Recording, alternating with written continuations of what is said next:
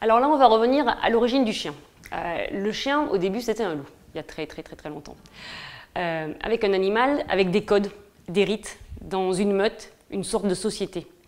Et le dominant, c'est celui qui a la prérogative de manger quand il veut. Il mange souvent en premier ou quand il veut. Mais c'est lui qui décide, parce que c'est quelque chose qui est important, puisque c'était la survie du groupe. Maintenant, on a des chiens domestiques, on leur donne des croquettes, mais il faut faire comprendre aux chiens que le maître dans la maison, c'est nous. Et ça passe par des choses très simples. Il y a l'autorité, mais la nourriture est quelque chose d'essentiel.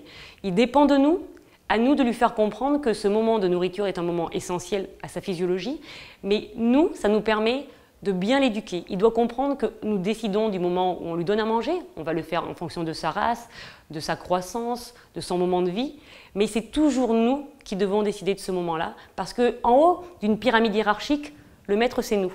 Si on est un bon maître, le chien va être apaisé, ça limitera des anxiétés, des problèmes de boulimie, de dépravation, et tout va mieux se passer. Il vaut mieux avoir une autorité bien marquée.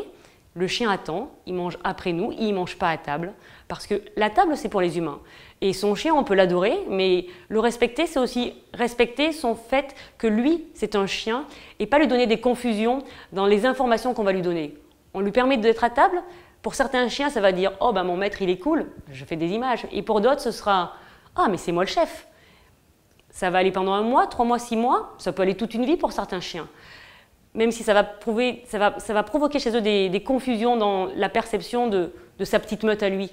Mais certains chiens peuvent devenir agressifs parce que vous lui avez fait comprendre que c'était lui le grand chef.